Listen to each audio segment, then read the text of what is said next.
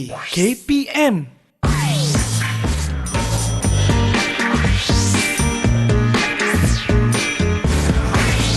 Didik TV KPM. Hai, Assalamualaikum warahmatullahi wabarakatuh dan salam sejahtera diucapkan kepada seluruh penonton Didik TV KPM. Anda bersama saya Aiman Sufian Azman dalam Sukses SPM 2022. Apa khabar murid-murid sekalian? Sambil-sambil ulang kaji pelajaran tu, jangan lupa jaga kesihatan, minum air suam secukupnya. Dan siapakah guru yang akan bersama dengan kita pada hari ini dan apa mata pelajarannya? Kita saksikan profil guru kita terlebih dahulu.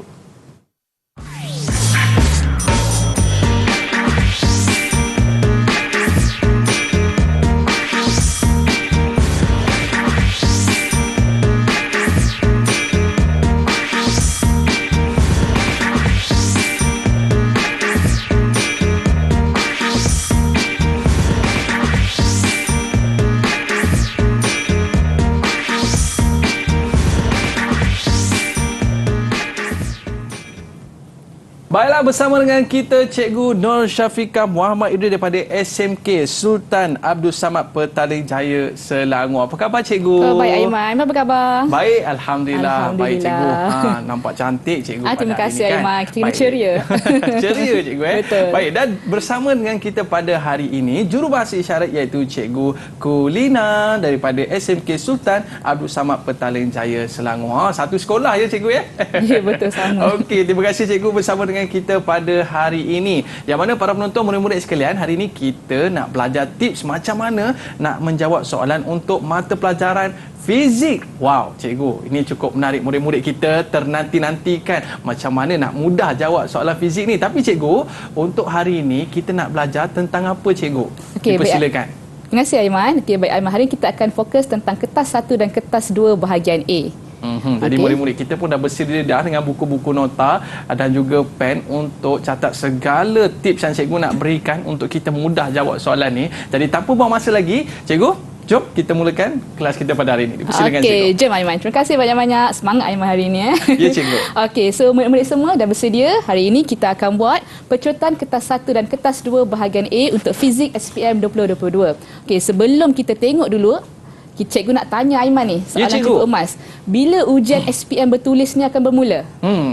Bila saya, ni? Bila kalau ni? ikut Ada apa hint ni? Tengok dekat kalender ni cikgu, 20 Februari ni. Betul ke cikgu? Betul Aiman. Aiman SPM ke tahun ni? Tak ada lah cikgu. Tak ada. Okey, betul tu. Untuk ujian bertulis akan bermula pada 20 hari bulan 2. Okey, sebelum ni murid dah duduki ujian bertutur, ujian amali dan sebagainya. So bermula dengan paper kertas teras iaitu BM, BI, Pendidikan Islam, Pendidikan Moral dan Sejarah. Selepas tu ada gap dalam 4 hari dan murid akan menduduki kertas terakhir teras mereka bagi pelajar sains tulis iaitu matematik pada 28. Okey, bila pula kelas kertas fizik ni?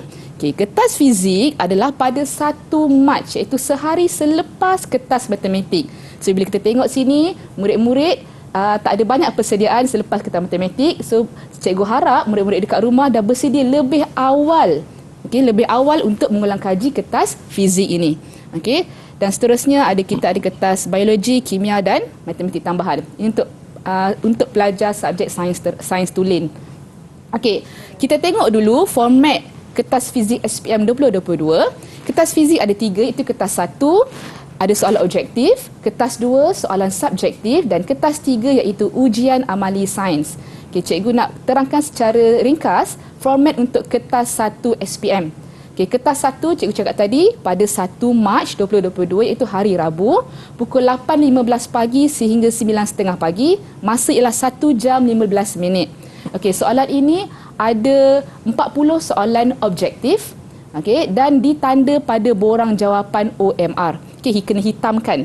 Right? Dan aras kesukaran daripada 40 soalan, 20 soalan ialah aras rendah, 12 soalan aras sederhana dan 8 soalan aras tinggi. Nah, ia merangkumi semua topik tingkatan 4 dan 5.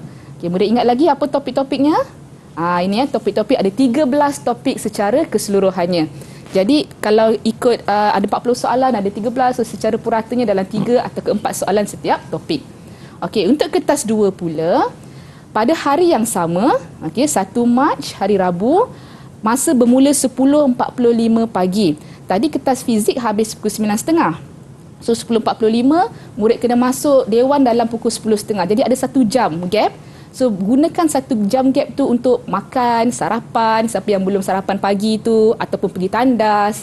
Okey, sebab kertas akan habis pada jam 1.15 tengah hari. Lama tu So masa adalah 2 jam 30 minit. Okey, dan kertas 2 mempunyai 3 bahagian. Kita tengok sini. Okey, bahagian A, bahagian B dan bahagian C.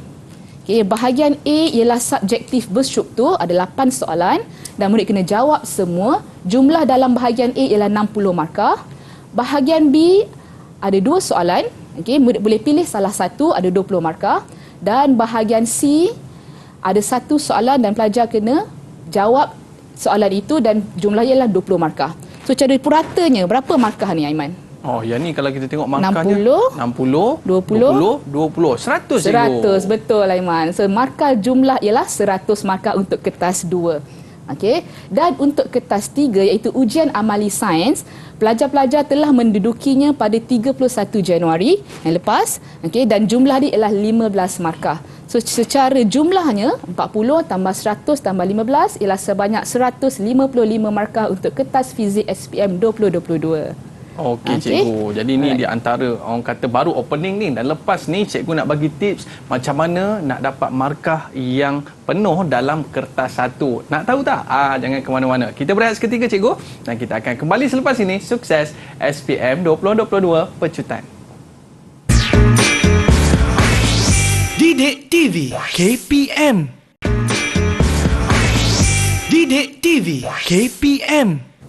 Baiklah, kembali bersama saya Syufian Azman di Didik TV KPM pada hari ini dalam Sukses SPM 2022 Pecutan dalam mata pelajaran fizik, yang mana pada kali ini kita nak minta sikitlah cikgu tips macam mana kita nak jawab untuk kertas 1 fizik ni, sebab kalau kita tahu ada 75 minit cikgu. Macam mana kita nak uruskan tu kan? Silakan cikgu. Okey, terima kasih Aiman. Okey, secara umumnya untuk menjawab kertas 1 ialah soalan objektif dan cabaran paling besar jawab soalan objektif ialah masa. Okey, masa tak banyak tapi soalan ni banyak. Okey, so murid kena rancang masa dengan bijak. Kalau ada 40 soalan 75 minit, so secara purata satu soalan dalam 1.5 minit sahaja. Okey, dan yang secara umumnya jawab soalan yang mudah diikuti soalan yang sukar. Okey, sebab masa tak banyak, cabarannya ialah masa. So kalau ada soalan yang susah, murid boleh tinggalkan dulu. Kita jawab dulu soalan yang mudah dahulu. Seperti tidak membuang masa. Okey, dan seterusnya cikgu cadangkan kita boleh guna teknik GPH. Okey, G untuk garis kehendak soalan. Okey, P potong jawapan yang salah dan H terus hitamkan jawapan yang betul. Okay, ini saya cikgu sudah nampak murid-murid dia tunggu sehingga ke masa terakhir baru nak hitamkan semua. Okey, nanti takut tak sempat ataupun ada salah hitamkan. Okey, seterusnya tips yang seterusnya ialah kita fokus kepada kertas fizik.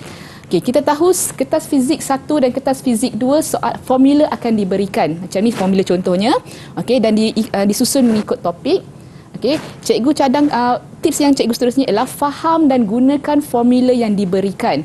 Okey, faham maksudnya kalau kita tengok formula diberikan, dia dalam simbol sahaja, ada E, ada H, ada F. Okey, cikgu tengok contoh 1 kita ambil bab kegravitian. Okey, kalau contohnya soalan tanya hitung daya graviti. Daya kita tahu ialah F. Okey, tapi dalam formula kegravitian ni yang kita nampak F ada 2, dekat nombor 1 F, dekat nombor 3 pun F. So nak guna formula yang mana? Okey, so sebelum peperiksaan murid kena faham F yang atas tu ialah untuk hitung daya graviti antara 2 jasad. Okey, F yang bawah itu untuk hitung daya memusat. Okey, walaupun formula diberi tapi kalau murid tak faham, maksudnya formula tu tak berguna untuk murid-murid. Okey, cikgu tunjuk contoh satu lagi. Kalau kita tengok nombor 5, 7 dengan 9 semua V. Okey, V. So V yang atas tu untuk apa? Itu untuk laju linear planet. Okay, yang bawah untuk laju linear satellite, dan akhir sekali ialah laju lepas.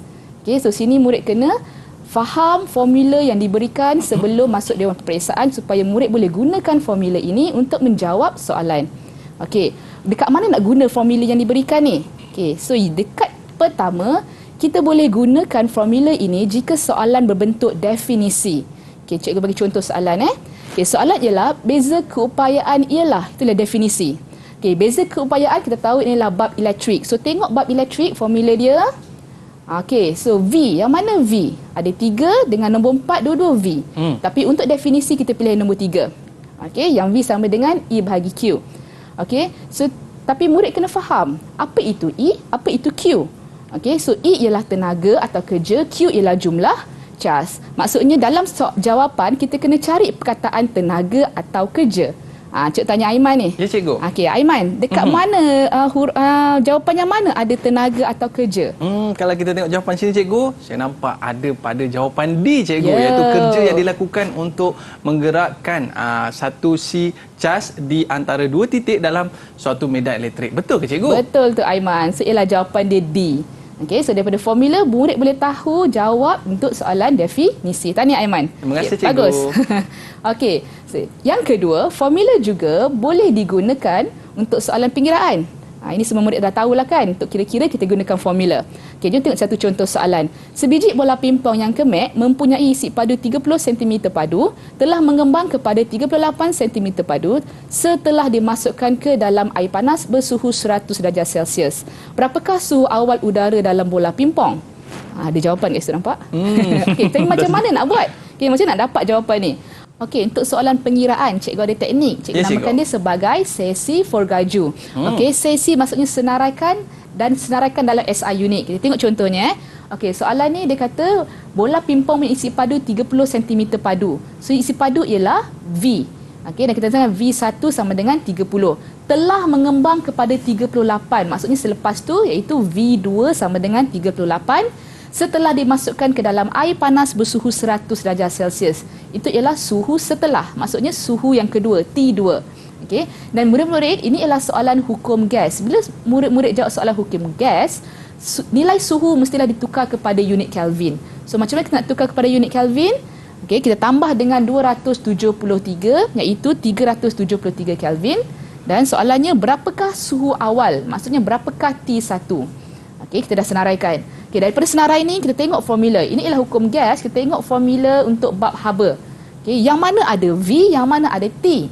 So, kalau murid nampak yang nombor 5 tu. Okey, kita tulis balik formula V1 bahagi T1 sama dengan V2 bahagi T2. So, nilai semua dah ada. So, apa murid seterusnya kita buat? GA. GA ialah untuk gantian. So, kita masukkan semua nilai dan kita cari T1. T1 kita dapat 294.47 Kelvin. Tapi bila kita tengok soalan ialah soalan dalam unit darjah Celsius. Okey, jawapan dalam unit darjah Celsius. Bermaksud murid kena menukar nilai T1 kepada darjah Celsius. So, jawapan akhir ialah kita kena tolak balik dengan 273. Okey, dan dapatlah 21.47 darjah Celsius. Okey, so ini adalah soalan pengiraan. Okey, cikgu teruskan. Okey, kita boleh juga gunakan formula untuk menentukan hubungan. Okey, kita tu contohnya. Okey, halaju lepas bagi sebuah kapal angkasa dari bumi bergantung pada. Okey, so ini kita tahu ini adalah topik 3 kegravitian. Kita boleh tengok.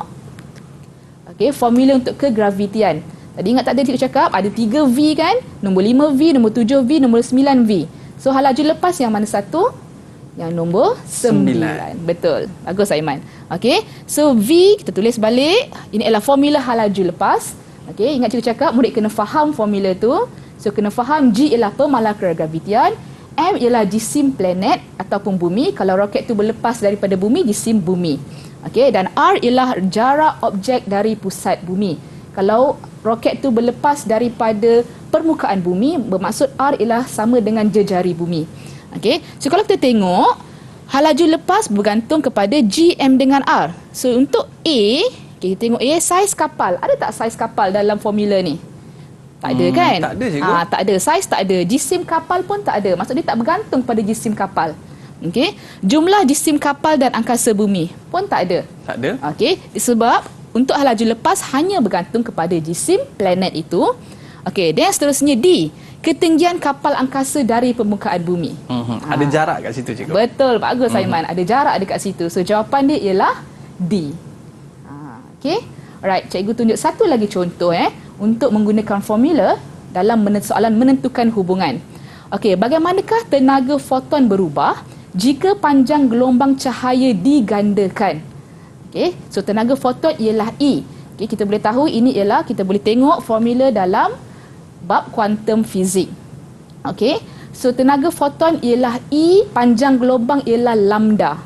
Okey, tenaga foton E, panjang gelombang ialah lambda. So kita tengok dekat formula, dekat mana yang ada E dengan lambda. Okey, so E1 tu tak ada lambda kan? So yang formula yang ada lambda ialah formula yang kelima. Okey, so kita tengok balik, kita tulis balik. E sama dengan HC bahagi lambda. Dia kata apa yang akan berlaku jika panjang gelombang digandakan. Maksud 2 lambda, digandakan lambda tu. Okey, so E, kita tahu H dengan C ialah ialah nilai constant. Bermaksud E akan bahagi 2. Okey, so jawapan dia ialah tenaga berkurang. Separuh. Okey, so itulah kita boleh gunakan formula yang diberikan untuk menentukan soalan-soalan seperti ini. Okay, sebab tu cikgu cakap murid-murid kena faham apa formula yang diberikan. Kalau tak faham, formula tu jadi tidak berguna. Okey, cikgu kita pergi tips yang seterusnya. Okey, tips cikgu tadi seterusnya, teknik garis, potong dan hitamkan. Okey, tengok soalan. Satelit geopegun berada dalam orbit khas yang dikenali sebagai orbit bumi geopegun. Antara penyataan berikut, manakah benar tentang satelit geopegun? Okey, kita ulang kaji sikit ya, Aiman. Okay, apakah satelit geopegun? Okey, satelit geopegun ialah dia sentiasa berada di atas kedudukan geografi yang sama di permukaan bumi. Okey, maksudnya kalau kita berdiri dekat Kuala Lumpur, satelit itu dilepaskan ke orbit bumi geopegun. Okey, kalau dan satelit itu sentiasa berada di atas kita. Okey, kalau malam, siang pun sentiasa berada di atas kita. Itulah satelit geopegun. Okey, kenapa? Kerana tempoh putarannya sama dengan bumi, iaitu 24 jam. Dan arah gerakan dia sama dengan arah gerakan bumi. Satelit bukan geopegun, dia berada di atas kedudukan geografi yang berubah-ubah di permukaan bumi. Contohnya ISS. Okey, cikgu bagi contoh ISS. Kalau pagi mungkin dia dekat atas Malaysia. Okey, lepas tu bila petang dia dah bergerak ke tempat lain. Okey, kenapa? Kerana tempoh putarannya lebih atau kurang daripada tempoh putaran bumi, iaitu 24 jam. Okey, so kalau tengok penyataan ni, okey, teknik garis, potong dan hitamkan okey, apa yang cikgu nak tekankan dekat sini? Okey, garis. Maksud kita garis perkataan yang penting. Dia kata yang benar. Itu penting tu. Okey, kadang-kadang murid cuai, yang benar dia buat yang salah. Okey, yang benar tentang satelit geopegun. So nombor 1, tempoh mengorbit lebih panjang. Salah kan? Salah. Okey, so kita potong. Okey, bermaksud jawapan yang ada nombor 1 kita boleh potong. A dengan D kita boleh potong. Tinggal 2, 3 dan 4. Okey, berada di atas tempat yang sama. Okey, ini betul. Nampak betul. Arah gerakan sama, betul. Nombor 4 ni satelit pengimejan. Mungkin murid-murid lupa apa contoh geopegun tak geopegun. Okey, tapi tengok jawapan. Okey, kita ada 2 dengan 3. So siapa yang tak ada 3, confirm dah ada salah. Tak payah baca dah 4. Tak payah baca dah 4 tu. Okey, so jawapan dia ialah B. Alright. Okey, boleh kita teknik garis potong. Lepas tu kita terus hitamkan dalam kertas OMR. Alright. Okey, kita pergi soalan seterusnya. Okey, Raja menunjukkan magnet bar digerakkan ke arah solenoid. Tindakan manakah yang meningkatkan pesongan jarum galvanometer? Okey, kalau kita ulang kaji sikit, inilah hukum Faraday. Okey, kalau kita nak tingkatkan arus pesongan jarum galvanometer, maksudnya kita tingkatkan kadar arus. Okey, ada 3, sama ada kita tambah laju, okey, tambah bilangan lilitan atau tambahkan kekuatan medan magnet. Okey, so yang mana yang betul? Okey, kita tengok sekali lagi garis, potong dan hitamkan. Okey, meningkatkan. Okey, menambahkan bilangan magnet. Okey, yang ni betul. Menambahkan laju tadi. Betul. Menukar kekutuban? Salah. So nombor 3 salah. Jawapan mana yang ada nombor 3 kita boleh potong. Okey. Bilangan lilitan pun betul. So jawapan dia ialah C. Okay. So bila kita potong, maksudnya murid lebih yakin untuk jawab. Tinggal sikit dah jawapan dia. So nak buat pilihan jawapan jadi lebih senang. Okey, dan terus hitamkan, ingat Okey, seterusnya kita akan pergi ke soalan yang terakhir untuk kertas 1. Okey, cikgu namakan sebagai teknik singkatan. Okey, soalan Raja 16 menunjukkan sebuah sistem hidrolik. Antara berikut yang manakah benar tentang sistem hidrolik? Benar, maksudnya murid kena bulatkan atau gariskan benar itu. Okey, kalau tengok jawapan dia panjang, betul? Tekanan yang dikenakan sebelah lebih kecil dan jawapan A, B, C, D lebih kurang macam sama je. Siapa murid boleh buat? Dia boleh singkatkan jawapan ni guna simbol yang diorang dah belajar. Okey, Okey, contohnya tekanan yang dikenakan pada ombak input iaitu PI. Okey, lebih kecil bila guna simbol kecil daripada ombak output PO. Okey, itu sama. Kita tuliskan singkatan pada jawapan tu. Nombor 2, tekanan yang dikenakan adalah sama. Kita tulis PI sama dengan PO. Okey, untuk C, daya yang dikenakan. Okey, so C ialah daya. Daya kita guna simbol F, bukan P. F ombak input, so Fi adalah lebih besar daripada output. So Fi lebih besar daripada Fo. Okey. Yang keempat, daya yang dikenakan pada ombak input adalah sama. Okey, murid tuliskan singkatan dia dekat sebelah jawapan. Fi sama dengan Fo. So bila ada singkatan, cara kita tengok pun lebih senang untuk jawab, untuk pilih jawapan yang betul. Okey, kita gunakan prinsip apa? Ini ialah prinsip Pascal. Okey, so Pascal kata tekanan yang dikenakan ke atas bendalai tertutup akan dipindahkan secara seragam. Okey, ke semua arah dalam bendalai itu. So Pascal kata tekanan. Jadi nombor C dengan D ni dah salah sebab C dengan D ialah daya. Bukan tekanan, betul? Okey, tinggal A dengan B je. Kita boleh potong C dengan D ni. Okey, dan dia kata seragam. Maksudnya sama. Okey, so jawapan dia ialah B. Jawapan dah ada kat situ, cikgu. Jawapan dah ada dekat situ, seragam. Okey, so itulah cara-cara atau teknik-teknik untuk menjawab soalan fizik kertas 1 SPM. Okey, cikgu buat kesimpulan sikit. Okey, kesimpulan untuk kertas 1. Okey, yang pertama cikgu cakap tadi, kita kena rancang masa dengan bijak. Okey, yang kedua, murid jawab soalan yang mudah dulu diikuti soalan yang sukar. Okey, kenapa kalau dekat soalan nombor 10 dah sukar, murid habiskan masa dekat situ, mana tahu yang belakang-belakang tu senang, murid boleh jawab. Okey, tinggalkan dan tandakan. Okey, tandakan tik atau kat nombor soalan sebab soalan tak jawab lagi. Okey, gunakan teknik GPH, garis potong dan hitamkan. Okey, fahamkan dan gunakan formula yang diberi. Okey, dan jangan terburu-buru. Bacalah soalan tu 2-3 kali dan semak semula. Gunakan singkatan bagi soalan dan jawapan yang panjang. Dan yang paling penting murid-murid sekalian, untuk kertas 1, tips dia ialah praktis dan praktis. Lagi banyak kamu buat soalan, lagi banyak kamu terdedah dengan bentuk-bentuk soalan dan jawapan. Jadi bagi contoh, kalau satu set ada 40 soalan. Kalau buat 5 set dah 200 soalan. 200 soalan. Banyak kan? Banyak, cikgu. Banyak tu. Okay? Jadi praktis dan juga praktis. Ingat murid-murid sekalian, cikgu dah bagi dah tips. GPH, garis potong dan hitamkan. Itu dia. Dan kalau tengok soalan tadi macam alamak mana satu ni kan. Tapi bila guna teknik ni sangat mudah dan sangat berkesan. Baik, kita nak berehat seketika. Para penonton, murid-murid jangan ke mana-mana. Kembali selepas ini, sukses SPM 2022 Pecutan. Didik TV KPM. Didik TV KPM. Baiklah, kembali bersama saya Mas Sufian Azman dalam Sukses SPM 2022 Pecutan. Pada hari ini kita dalam mata pelajaran fizik. Kita dah belajar tadi kertas 1 bahagian AA. Sekarang ni kita dah ambil tips lagi dalam kertas 2 untuk bahagian A. Boleh kita teruskan lagi, cikgu? Okey, boleh, Aiman. Okey, sekarang kita akan tengok tips kertas 2 bahagian A. Okey, untuk kertas 2 ini masa ialah 2 jam 30 minit, tapi untuk kertas bahagian A dinasihatkan untuk meluangkan masa sebanyak 1 jam 30 minit pada bahagian ini. Okey, ada 8 soalan dan murid wajib jawab semua soalan berjumlah 60 markah. Sama macam kertas 1 tadi, jawab soalan yang mudah dahulu diikuti dengan soalan yang sukar. Contohnya murid yakin untuk menjawab soalan topik haba. Okey, soalan nombor 3 haba. So jawab dulu soalan nombor 3, tak ada masalah. Okey, dan garis atau highlight kehendak atau soalan maklumat yang penting. Okey, so untuk kertas 1 ini, untuk kertas 2, cikgu akan pecahkan kepada 4 bahagian. Kita akan tengok soalan 1 sampai 4. Kita akan tengok contoh soalan 5 dan 6, contoh soalan 7 dan contoh soalan 8. Okey, kita tengok dulu contoh soalan 1 hingga 4. Kenapa cikgu pilih soalan 1 hingga 4? Kerana bentuk soalan dia lebih kurang sama dalam sini 4. Cikgu contoh satu soalan saja.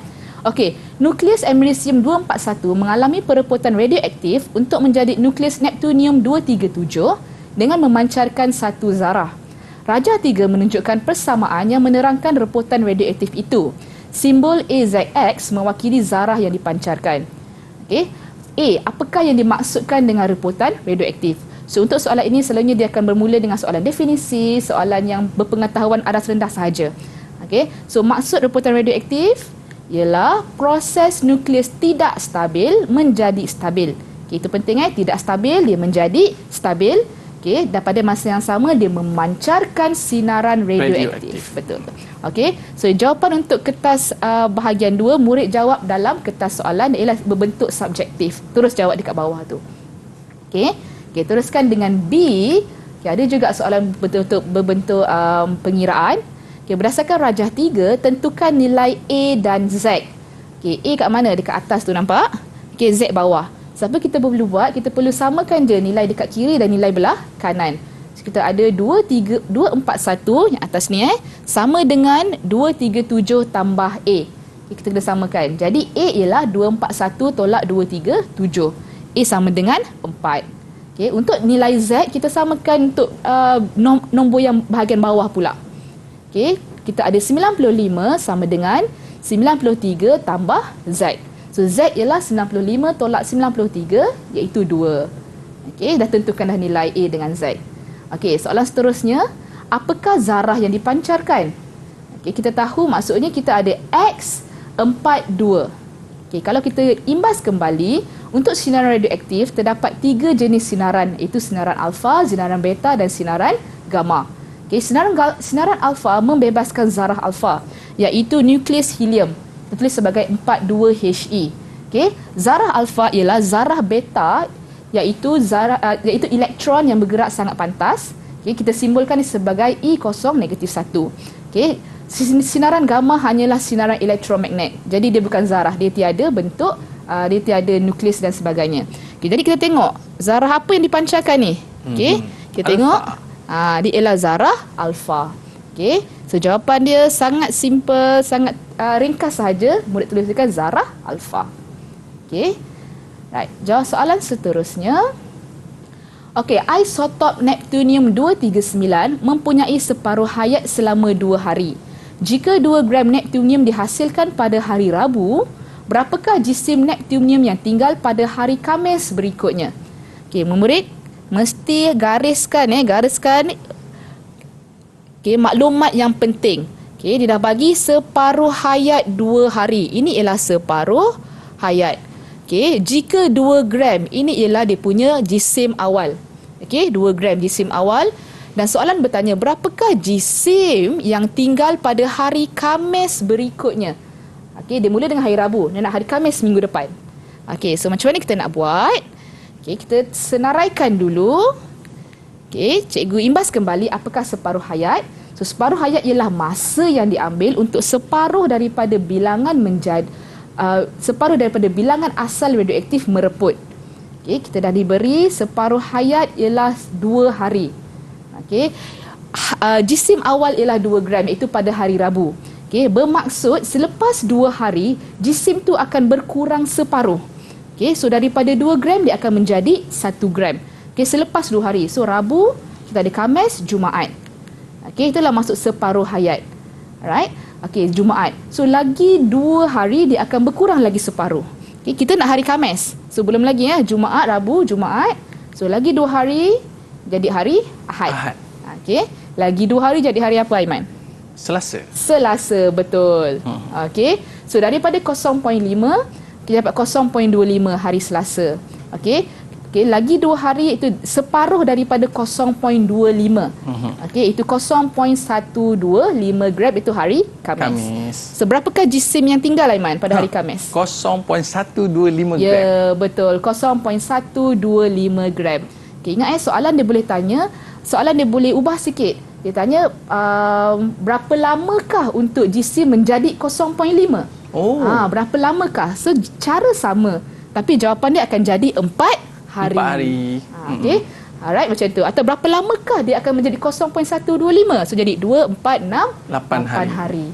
Okey, so murid-murid kena gariskan soalan itu. Dia nak jisim ke dia nak berapa hari? Okey. Alright, itulah contoh soalan 1 hingga 4. Kita tengok pula contoh soalan 5 dan 6. Okey, soalan 5 dan 6.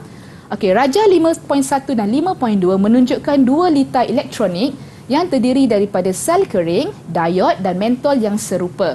Okey, yang pertama dia akan tanya soalan yang mudah saja. Apakah fungsi diod?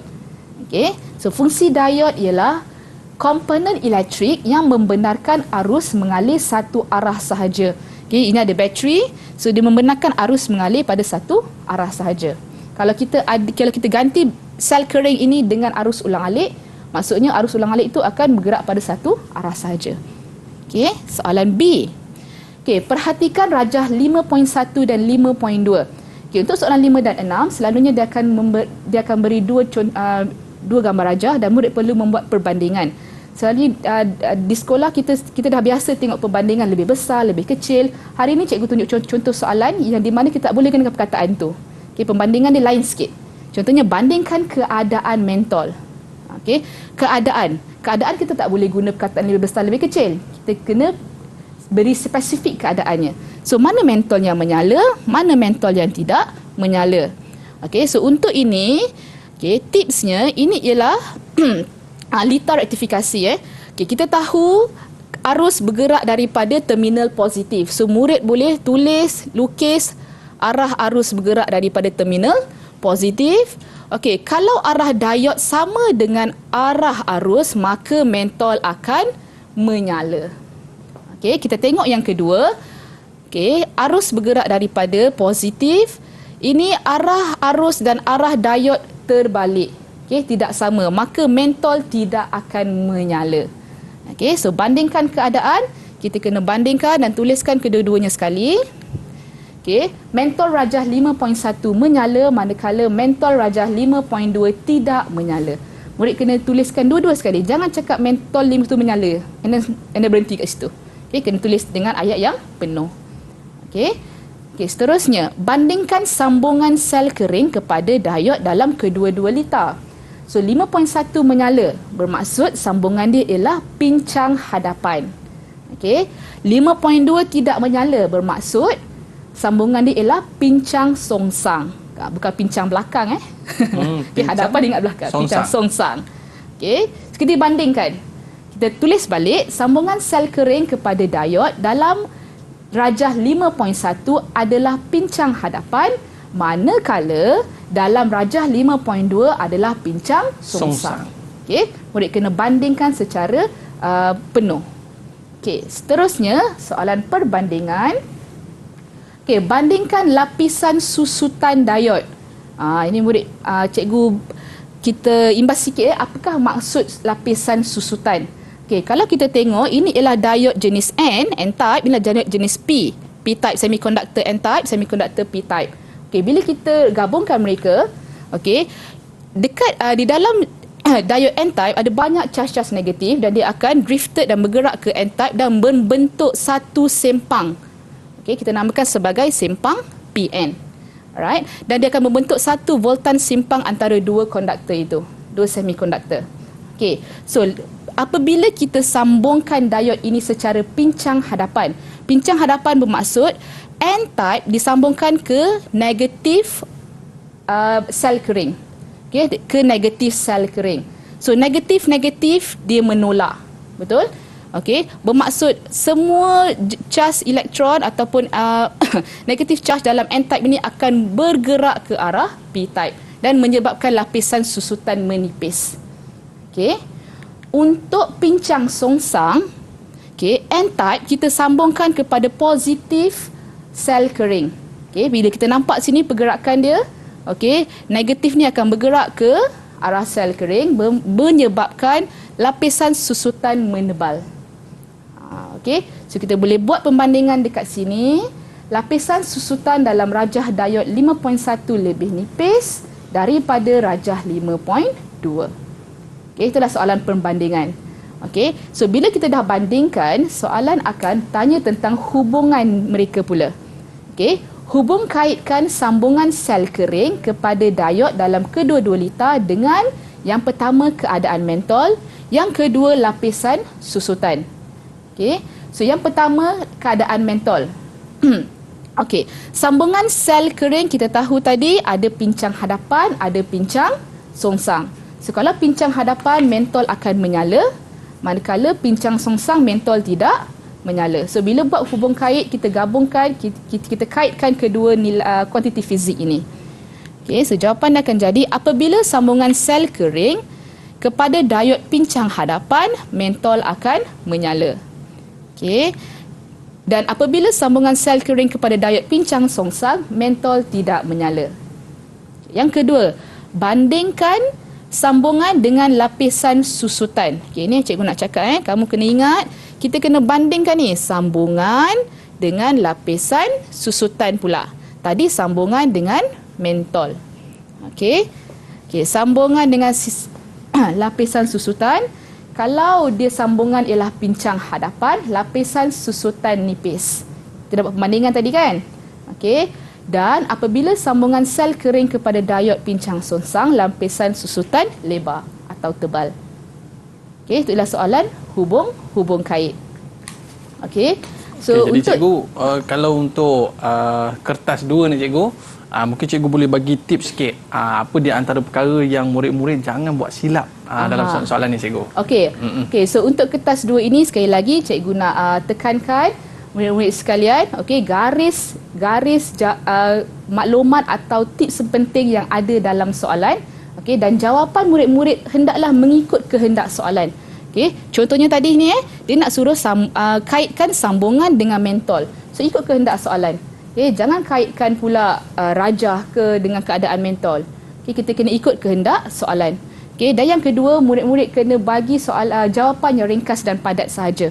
Okey, tak payah bagi jawapan yang panjang dan sebab nanti kemungkinan akan lagi banyak lagi kesalahan. Okey, baik cikgu. Kita nak tengok lagi soalan berikutnya, tapi kita nak berehat seketika cikgu. Baik para penonton, murid-murid jangan ke mana-mana, kembali selepas ini. Sukses SPM 2022 Pecutan. Didik TV KPM. Didik TV KPM. Baiklah, kembali bersama saya Ahmad Sufian Azman dalam Sukses SPM 2022 Pecutan. Baiklah, jadi kita nak teruskan lagi soalan-soalan contoh. Bak kata cikgu tadi, kalau kita terus buat latihan, kita akan mudah untuk jawab soalan nanti. Baik cikgu, untuk seterusnya, apakah soalan yang akan cikgu kongsikan? Okey Aiman, kita teruskan dengan soalan contoh nombor 7 bagi kertas 2 bahagian A. Okey, kita tengok soalan. Rajah 7.3 menunjukkan satu set peralatan permainan yang hendak diletakkan pada taman permainan kanak-kanak. Jadual 1 menunjukkan 3 jenis tapak dan ketinggian gelongso yang digunakan untuk taman permainan tersebut. Okey, untuk soalan 7 ni, cikgu tak ambil semua soalan, cikgu ambil separuh saja. Kita mulakan dengan soalan C, sebab soalan A dengan B ni lebih kurang soalan 1 hingga 4. Okey, ada pengetahuan, ada yang kira-kira. Okey, cikgu fokus untuk soalan C di mana murid perlu membuat pilihan yang sesuai berdasarkan jadual yang diberikan. Okey, soalannya ialah berdasarkan spesifikasi dalam jadual 1, nyatakan ciri-ciri yang sesuai untuk keselamatan kanak-kanak bermain di taman permainan itu. Okey, so murid boleh gariskan ciri-ciri yang sesuai untuk keselamatan. Okey, kenapa kena gariskan? Sebab untuk jawapan sebab, murid tak boleh ulang balik. Tak boleh ulang balik apa yang dah dinyatakan dalam soalan. Tak boleh cakap untuk lebih selamat. So dah ada di dalam soalan. Kita kena pilih sebab yang lain berdasarkan konsep fizik yang murid dah belajar. Okey, contoh yang pertama kita pilih bahan untuk tapak. So dalam jadual kita nampak ada getah, ada kayu, ada plastik. So murid kena pilihlah mana bahan yang sesuai untuk membuat tapak taman permainan. Selalunya Aiman, tapak dia guna apa? Ada guna getah cikgu. Getah, betul kan? Alright, so kita tulislah getah. Okey, sebab dia. Okay, ingat cikgu cakap, sebab jangan cakap selamat. Sebab selamat dah diterangkan, dah disebut dalam soalan. Kita kena gunakan konsep fizik. Bila getah, apa yang kita tahu, dia akan mengurangkan daya impuls. Okey, ataupun murid boleh jawab meningkatkan masa hentaman pun diterima juga. Okey, yang kedua, ketinggian gelongso. Kita tengok ketinggian gelongso ada 1 meter, 2 meter, 3 meter. Okay, untuk soalan ni, murid-murid jangan letak dia punya nilai 1 meter. Walaupun kita tahu gelongso untuk kanak-kanak tinggi ke rendah selalunya? Biasanya tak tinggi cikgu. Tak tinggi, betul kan? Rendah-rendah aja, betul? Okey, kita tahu 1 meter paling rendah. Tapi murid jangan letak nilai sebab jadual tu hanyalah sebagai panduan kita untuk menjawab soalan seterusnya. Okey, so kita yang gelongso kita tuliskan rendah. Okey, sebabnya mengurangkan halaju. Okey, itulah cikgu cakap, sebab mesti jangan menggunakan sebab yang telah dinyatakan dalam soalan. Okey, soalan seterusnya, berdasarkan jawapan dalam 7C, pilih jenis yang paling sesuai digunakan untuk taman. Okey, nak tanya Aiman lah. Mana yang paling sesuai ni? Saya pilih P, cikgu. Ya, betul. Sebab? Sebab getah. Ya, sebab P ialah getah dan P ketinggian dia makin paling sedikit. So, jawapan dia ringkas dan padat. Jenis P. Okay, inilah soalan contoh nombor 7. Okey, bila murid membuat pilihan berdasarkan jadual yang diberikan. Okey, kita tengok soalan contoh nombor 8. Okey, rajah 8.1 menunjukkan imej bagi satu cermin Y yang diletakkan di suatu sudut bahagian atas sebuah kedai untuk membantu peniaga untuk memantau keselamatan di dalam kedai. Okey, sekali lagi cikgu ambil separuh sahaja daripada soalan 8 sebab soalan A dengan B lebih kurang soalan 1 dan 4. Ada kira-kira, ada definisi. Okey, ini cikgu fokus kepada soalan modifikasi. Okey, kita kena design atau reka cipta. Peniaga mendapati, kita teruskan Okey, peniaga mendapati sukar untuk memantau aktiviti di kedainya. Cadangkan pengubahsuaian kepada cermin berdasarkan aspek-aspek berikut. Okey, so jenis cermin dalam kedai. Cermin ada 3, ada cermin cekung, cembung ataupun cermin satah. So jenis cermin kita gunakan cermin cembung. Betul? Okey, sebab sekali lagi jangan ulang balik apa yang dah diberikan dalam soalan. Soalan kata sukar untuk memantau. Okey, murid-murid jangan jawab lebih senang dia nak memantau. Tak diterima. Kita kena kaitkan dengan konsep fizik. Kenapa kita pilih cermin cembung bukan cermin cekung? Kerana cermin cembung menghasilkan imej yang tegak. Okey, yang kedua, jari kelengkungan. Sekali lagi jangan nyatakan nilai, nyatakan sama ada besar atau kecil. Okey, jari kelengkungan kita pilih besar. Right? Sebabnya untuk menghasilkan imej yang lebih besar. Okey, dan terakhir sekali diameter. Diameter maksudnya besar ke kecil cermin tu? Besar cikgu. Betul. Kenapa nak cermin tu besar? Supaya dapat penglihatan dengan lebih luas. Betul tu. Supaya medan penglihatan lebih luas. Okey, kita menjawab soalan tadi. Dia suka untuk memantau. So bila besar penglihatan lebih luas. Okey, itulah contoh jawapan untuk soalan nombor 8. Dan itu soalan terakhir untuk kertas 2 bahagian A. Okey, cikgu. Jadi kita nak dengar juga ada tak tips-tips tambahan ke ataupun nasihat kesimpulan untuk kertas 2 ni, cikgu? Okey, so untuk kertas 2 bahagian A, yang pertama sekali kita boleh gunakan formula yang diberikan. Sama macam kertas 1, formula tu kita boleh gunakan untuk soalan definisi, soalan hubung kait dan soalan pengiraan. Okey, dan yang penting cikgu cakap tadi, murid kena faham formula yang diberikan. Okey, yang kedua, untuk semua kertas SPM pun kita kena gariskan dan highlight kata kunci soalan. Murid jangan risau nak guna highlighter untuk highlightkan soalan. Okey. Yang ketiga, berikan jawapan yang ringkas dan padat. Okey. Yang keempat, jawab mengikut markah yang diperuntukkan. Kalau 1 markah mungkin sikit, kalau 2 markah mungkin lebih panjang. Okey. Yang kelima, jawab soalan yang mudah diikuti dengan soalan yang sukar. Bermaksud soalan sukar tinggalkan dahulu. Murid jangan risau, otak kita bila kita dah baca dia masih memproses dekat belakang. Dia masih proses tu walaupun kita dah tinggalkan. Okey, mana tahu bila dah habis, bila datang balik mungkin dah ada idea. Okey, jangan buang masa untuk soalan yang sukar. Dan yang terakhir sekali, paling penting adalah kertas fizik kertas 2, sertakan unit bagi soalan pengiraan. Jawapan akhir kamu sertakan unit dia sekali. Okey, jangan lupa unit. Okey. Cikgu. Okay, ada kata-kata akhir daripada cikgu untuk murid-murid kita di rumah? Okey, kata-kata akhir cikgu. Cikgu suka guna kursi goyang ni. Cikgu kata kursi goyang, tahu kursi goyang? Kita duduk dia bergoyang-goyang, betul? So risau ni umpama duduk di kursi goyang, ia memberi anda sesuatu untuk dilakukan. Okey, orang risau ni dia risau tapi dia tak buat apa-apa. Okey, macam kursi goyang, dia bergoyang tapi dia tak bergerak ke mana-mana. Jadi murid-murid kamu kena bertindak, buat latihan, buat soalan untuk kertas fizik ini dan jadikan hari ini lebih baik daripada semalam. Itu dia satu perumpamaan yang cukup berkesan untuk kita. Itu dia cikgu. So sekian sahaja daripada cikgu. Pesanan untuk calon-calon SPM 2022, kamu masih ada masa, teruskan perjuangan selagi bernyawa. Familiar selagi bernyawa. Teruskan. Kita masih ada masa lagi, belum sampai lagi 1 hari bulan 3. 1 Mac tu kita nak berperang. So, kita ada masa lagi, teruskan buat soalan, tanya guru-guru yang apa yang tidak faham, dan teruskan berjuang. Itu dia. Baik, terima kasih kepada Cikgu Nur Syafiqah dan juga Cikgu Kulina, jurubahasa isyarat kita. Dan kepada murid-murid sekalian, ingat pesan cikgu tadi, banyakkan buat latihan dan pastinya anda mudah untuk menjawab soalan fizik nanti. Pada berapa bulan cikgu tadi? 1 Mac. 1 Mac hari Rabu. Hari Rabu. Okey, terima kasih murid-murid sekalian. Selamat menjawab soalan. Assalamualaikum warahmatullahi wabarakatuh. Bye-bye. Bye.